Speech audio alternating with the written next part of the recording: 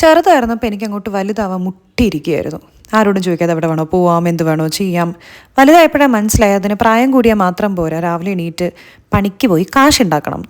ഇങ്ങനത്തെ സാഹചര്യങ്ങളിലാണ് എനിക്കിതിനെടുത്ത് തോട്ടിക്കളയാൻ തോന്നുന്നത്. പണ്ടൊക്കെ ടി വി കാണുമ്പോൾ നായകനെ മാത്രം ഫോക്കസ് ചെയ്തുകൊണ്ടിരുന്ന ഞാനിപ്പോൾ ടി വി കാണുമ്പോൾ ആലോചിക്കുന്ന രാവിലെ എന്താ ഉണ്ടാക്കേണ്ടത്, ഉച്ചയ്ക്ക് എന്താ തിന്നാൻ കൊണ്ടുപോകേണ്ടത്, ഇതൊക്കെയാണ്.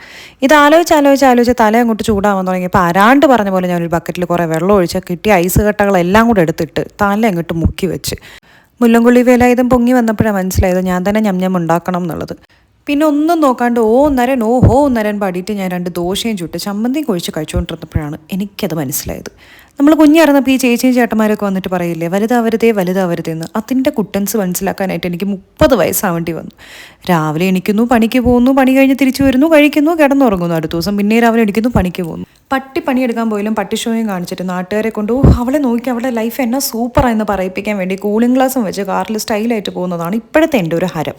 പിന്നെ കണ്ടാൽ പാവമാണെന്ന് തോന്നുന്നുണ്ടെങ്കിൽ ഇതാണ് എൻ്റെ ഉള്ളിലെ സൈക്കോയുടെ എസ്തെറ്റിക്സ്. ഇതിൻ്റെ നാറ്റം അടിക്കാതിരിക്കാൻ വേണ്ടി സൈഡിൽ പൂ വെച്ചെന്നേ ഉള്ളൂ. അപ്പോൾ എനിക്ക് പിള്ളേരോടൊക്കെ പറയാനുള്ളത്, അഡൽട്ടിങ് എന്ന് പറഞ്ഞാൽ ഭയങ്കര സൂപ്പറാണ്. പെട്ടെന്ന് അങ്ങോട്ട് വളരെ അടിച്ച് കയറി വാ.